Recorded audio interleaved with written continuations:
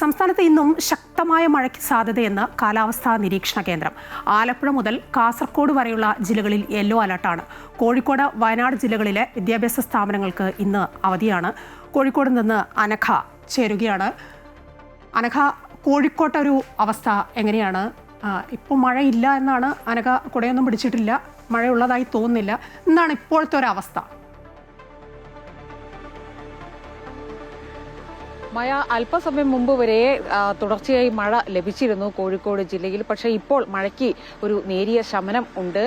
ഏതായാലും നിലവിൽ ഇന്ന് കോഴിക്കോട്, വയനാട് ജില്ലകളിൽ റെഡ് അലേർട്ടാണ് പ്രഖ്യാപിച്ചിട്ടുള്ളത്. കോഴിക്കോട്, വയനാട് ജില്ലകളിലെ പ്രൊഫഷണൽ കോളേജുകൾ ഉൾപ്പെടെയുള്ള മുഴുവൻ വിദ്യാഭ്യാസ സ്ഥാപനങ്ങൾക്കും ഇന്ന് ജില്ലാ കളക്ടർ അവധിയും പ്രഖ്യാപിച്ചിട്ടുണ്ട്. ഏതായാലും വയനാട് ജില്ലയിൽ ഇന്നലെ ഇത്തരത്തിൽ മണ്ണിടിച്ചിൽ ഉണ്ടായതുകൊണ്ട് തന്നെ ഈ ജില്ലയിൽ കോറികളുടെ പ്രവർത്തനങ്ങളടക്കം നിർത്തിവെച്ചുകൊണ്ട് തന്നെ ജില്ലാ കളക്ടർ ഉത്തരവിട്ടിട്ടുണ്ട്. അത് മലപ്പുറം, കാസർഗോഡ്, കണ്ണൂർ ജില്ലകളിൽ ഓറഞ്ച് അലേർട്ടാണ് ഇന്ന് പ്രഖ്യാപിച്ചിട്ടുള്ളത്. പാലക്കാട്, എറണാകുളം, തൃശൂർ, ഇടുക്കി ജില്ലകളിൽ ഇന്ന് യെല്ലോ അലേർട്ടും പ്രഖ്യാപിച്ചിട്ടുണ്ട്.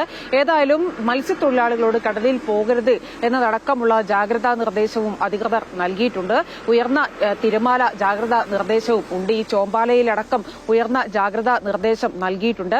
കേരള, കർണാടക, ലക്ഷദ്വീപ് തീരങ്ങളിൽ ഇന്ന് മത്സ്യബന്ധനത്തിന് വിലക്കും ഏർപ്പെടുത്തിയിട്ടുണ്ട്. ഏതായാലും നിലവിൽ ഈ കോഴിക്കോട്, വയനാട് ജില്ലകളിൽ ഇന്ന് റെഡ് അലേർട്ടാണ്.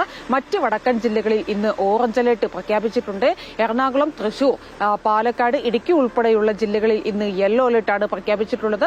മറ്റ് വലിയ അനിഷ്ട സംഭവങ്ങളൊന്നും തന്നെ നിലവിൽ ഇതുവരെ ഉണ്ടായിട്ടില്ല. ഏതായാലും മഴയ്ക്ക് അല്പ ശമനമുണ്ട്. മായ ശരി, അനഘയാണ് വിവരങ്ങൾ നൽകിക്കൊണ്ടിരുന്നത്. സംസ്ഥാനത്ത് ഇന്നും ശക്തമായ മഴയ്ക്ക് സാധ്യതയുണ്ടെന്നാണ് മുന്നറിയിപ്പ് വരുന്നത്.